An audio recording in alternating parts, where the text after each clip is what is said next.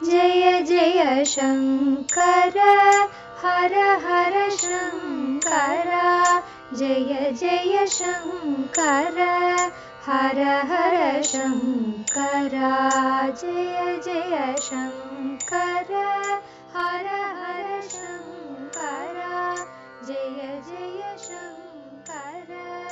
சமூக தனி வாழ்க்கை நெறிகள். தெய்வத்தின் குரல் 3ஆம் பாகம். சிக்கனமும் பரோபகாரமும். குறிப்பு: சிக்கன வாழ்க்கை பற்றி தெய்வத்தின் குரல் முதற் பகுதியில் சமூக விஷயங்கள் என்ற பகுதியிலுள்ள வாழ்க்கை தரம், எளிய வாழ்வு, கணக்காயிருக்கணும் என்ற உரைகளில் காண்க. இங்கு காணும் இவ்வுரையில் உள்ள சில விஷயங்கள் இப்பகுதியில் உள்ள பரோபகாரம் என்ற உரையிலும் கூறப்பட்டிருப்பினும் விஷய முக்கியத்துவத்தினால் இங்கு பூர்ண உருவில் தனியே கொடுக்கப்பட்டிருக்கிறது. பரோபகாரத்துக்காகவே சிக்கனம். சொந்த வாழ்க்கையில் சிக்கனமாக இருந்தால்தான் பிரத்தியாருக்கு உதவியாக திரவிய சகாயம் செய்ய முடியும். அனாவசியங்களையெல்லாம் அத்தியாவசியமாக்கிக் கொண்டு மேல் நாடுகளை பார்த்து மெட்டீரியல் கம்ஃபர்ட், லக்ஸுரி என்று மேலே மேலே போய்கொண்டிருந்தால் தனக்கும் ஒரு நாளும் திருப்தி இராது, பிரத்தியாருக்கும் தான தர்மம் பண்ண முடியாது. மோட்டார் சைக்கிளுக்கு மேலே கார் வேணும், அப்புறம் அந்த காரிலும் இன்னும் பெருசாக வேணும், அதற்கப்புறம் அதையே ஏர் கண்டிஷன் பண்ணணும் என்கிறது போல, சிமெண்ட்டு மொசைக் ஆகணும், மொசைக் மார்பிள் ஆகணும் என்கிறது போல ஒன்றுக்கு மேல் ஒன்று சௌகரியத்தை தேடிக்கொண்டே இருந்தால் எப்போது பார்த்தாலும் அதிருப்தி என்ற பெரிய அசௌகரியத்திலே தான் ஒருத்தன் இருந்து கொண்டிருப்பான். அது மட்டுமில்லை, எத்தனை சம்பாத்தியம் வந்தாலும் போதவும் போதாது. அதனால்தான் இன்றைக்கு அத்தனை பணக்காரர்களும் கடனாளியாக, கடன் என்கிறதே ஓவர் டிராஃப்ட் என்று கௌரவமான பெயரில் சொல்லிக் கொண்டு இருக்கிறார்கள். இவனே கடனாளியாக இருந்தால் மற்றவர்களுக்கு எங்கே இருந்து தர்மம் பண்ணுவது? இப்போது பொதுவாக உள்ள பரிதாப நிலை என்னவென்றால், ஒன்று சிக்கனமாக இருப்பவன் தானும் அனுபவிக்காமல் பிரத்தியானுக்கும் உதவி பண்ணாமல் கருமியாக இருக்கிறான். செலவாளியாக இருப்பவனோ சௌகரியம் இன்னும் சௌகரியம் என்று பறப்பதில் தனக்கே போதாமல் கடனாளியாக நிற்பதால் இவனாலும் பரோபகாரம் நடப்பதில்லை.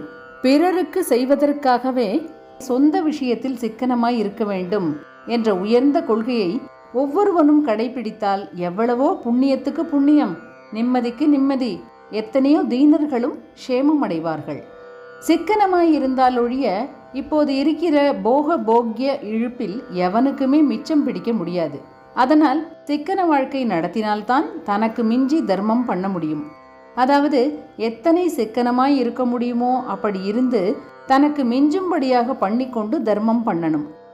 கீதை முதல் ஸ்லோகத்தில் வருகிற தர்மக்ஷேத்திரம் என்பது இந்த சரீரம்தான். ஒரு வயல் என்றால் அதில் விளைச்சல் பண்ணுவதற்கு பூசாரம் வேண்டும். அப்புறம் ஒவ்வொரு தானியத்துக்குரிய பருவகாலம் பார்க்க வேண்டும். க்ஷேத்திரம் என்றால் வயல். நம்முடைய சரீர வயலுக்கு எது பூசாரம்? புத்தி பிரசன்னமாய் இருப்பது, இந்திரியங்கள் பழுதாகாமல் சுத்தமாயிருப்பது, விஷயங்களை கிரகித்துக் கொள்ளும் ஞானேந்திரியங்கள், காரியங்கள் பண்ணும் கர்மேந்திரியங்கள் இரண்டும் தீக்ஷண்யமாய் இருப்பது, இதுதான் பூசாரம். ஓடி ஆடவும் தளர்ச்சி இல்லாமல் ஆலோசிக்கவும் சக்தி இருப்பதுதான் பருவகாலம். இதையெல்லாம் பொறுத்து இந்த சரீர வயலில் தர்ம பயிரை வளர்த்து தர்ம க்ஷேத்திரமாக்க வேண்டும். அந்த பயிரை வளர ஒட்டாமல் ஹானி செய்கிற களைதான் தனக்காக அவசியத்துக்கு மீறி செலவழிப்பது. வயல் நிறைய களை மண்டியிருப்பதை பார்த்து நல்ல விளைச்சல் என்று சந்தோஷிப்பது போலத்தான் தனக்காக செலவழித்து அதில் ஏற்படும் சௌகரியங்களை பார்த்து சந்தோஷிப்பது. களை பிடுங்குவதில் எத்தனை கவனமாய் இருக்கிறோமோ அத்தனை கவனமாக அத்தியாவசியத்துக்கு மேலான செலவுகளை பிடுங்கி போட வேண்டும். கடன் அனைவருக்கும் தீங்கு.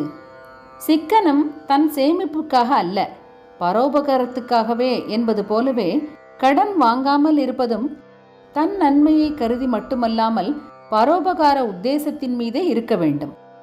கடன் பட்டுவிட்டால் அதை அடைப்பதற்கே பாடுபடுவது. ஒரு கடன் அடைந்த பிறகு ஏற்கனவே கடன் வாங்கின பழக்கத்தில் மறுபடி கடனுக்கு போவது என்றுதான் அனர்த்தமாக போய்கொண்டிருக்கும். இப்படி தனக்கே இல்லாத நிலையை உண்டாக்கி கொண்டால் பிறருக்கு எப்படி செய்வது? ஆச்சாரியாள் பிரஷ்னோத்தர ரத்னமாலிகா என்று கேள்வியும் பதிலுமாக ஒரு புஸ்தகம் எழுதியிருக்கிறார். அதிலே ஒரு கேள்வி, உலகத்தில் தீட்டாக ஆவது எது என்பது. கிமிக ஆசௌஷம் பவேத். சுசி என்றால் சுத்தம், அசுசி என்றால் அசுத்தம், அசுசி உள்ளது ஆசௌசம். தேவ காரியங்களுக்கு உதவாதபடி ஆக்குகிற சாவுத்தீட்டு, பிரசவத்தீட்டு முதலானவற்றையே சாஸ்திரங்களில் ஆசௌசம் என்று சொல்லியிருக்கிறது. இங்கே சிஷ்யன் ஆசௌசம் எது என்று கேட்பதாகவும் அதற்கு குரு பதில் சொல்வதாகவும் ஆச்சாரியால் சொல்லுகிறார். அந்த பதில் என்ன? ரிணம் ரிணாம். ரிணாம் என்றால் மனுஷியனுக்கு மனுஷனாக பிறந்த எல்லாருக்கும் என்று அர்த்தம். ரிணம் என்றால் கடன். மனுஷிய ஜென்மா எடுத்தவனுக்கு பெரிய தீட்டு கடன் படுவதுதான் என்று ஆச்சாரியால் சொல்கிறார். ஏன் அப்படி சொன்னார்? தீட்டு வந்தால் என்ன பண்ணுகிறோம்? இந்த காலத்தில் ஒன்றும் பண்ணுவதில்லை. தீட்டாவது துடக்காவது எல்லாம் சூப்பர்ஸ்டிஷன் என்று ஆலய சன்னிதானம் உள்பட எல்லா இடத்திலும் ஆசௌசங்களை கலந்து கொண்டிருக்கிறோம். பலனாகத்தான் துர்பிக்ஷம், நூதன வியாதிகள், மகாட்சேத்திரங்களிலேயே விபத்துக்கள் என்று ஏற்பட்டு கொண்டிருக்கின்றன. ஆகையால் 50 வருஷத்துக்கு முன்வரை இருந்த நடைமுறையை வைத்தே ஆச்சாரியால் எழுதினதற்கு அர்த்தம் சொல்கிறேன். 2000 வருஷம் முந்தி அவர் இருந்தபோதும் அவருக்கும் எத்தனையோ 1000 வருஷம் முந்தியும் இதே ஆச்சார ஆசௌசங்கள் தானே அனுஷ்டானத்தில் இருந்திருக்கின்றன. ஒருத்தனுக்கு தீட்டு சம்பவித்து விட்டால் அந்த நாளில் என்ன பண்ணுவார்கள்? மற்றவர்கள் அவன் கிட்டேயே வரமாட்டார்கள். மேலே பட்டுவிடப் போகிறான் என்று தள்ளி தள்ளியே போவார்கள். கடனாளியாக இருக்கிறவனை கண்டும் பயந்து எங்கே நம்மை கேட்டு விடுவானோ என்று மற்றவர்கள் ஒதுங்கித்தானே ஓடுகிறார்கள். இவனும் எங்கே கடன் கொடுத்தவன் எதிர்பட்டு விடுவானோ என்று பயந்து கொண்டு ஜன சமூகத்தின் கண்ணில் படாமல் ஒளிந்து கொண்டுதான் போவான். தலையில் துணியை போட்டு கொண்டு போவது என்பார்கள். அடையாளம் தெரியாமல் இருப்பதற்கு தன்னைத்தானே இப்படி பெரிய ஆசௌசம் ஏற்பட்டு விட்டது போல கடனாளி சமூக பிரஷ்டம் செய்து கொண்டு விடுகிறான்.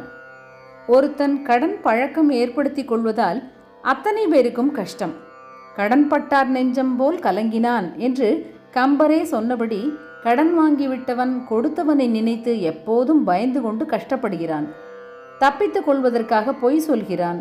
மிஞ்சினால் கடனை அடைப்பதற்காக திருடவும் துணிகிறான்.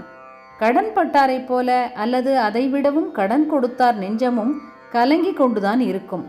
பணத்தை அழுதவன் இவன்தானே. அது திரும்பி வருமா வராதா என்று எப்போது பார்த்தாலும் கவலைப்பட்டு கொண்டிருப்பான். கடன் கொடுத்தவனான இவனுக்கு எத்தனை எரிச்சலும் மனக்கொதிப்பும் உண்டாயிருக்கிறது என்பது கடன்காரன் கடன்காரி என்று வசவு ஏற்பட்டிருப்பதிலிருந்தே தெரிகிறது. கடன் அனைவருக்கும் தீங்கு. நாளை தொடரும். ஜெய ஜெய சங்கர, ஹரஹர சங்கர. மகாபெரியவா சரணம்.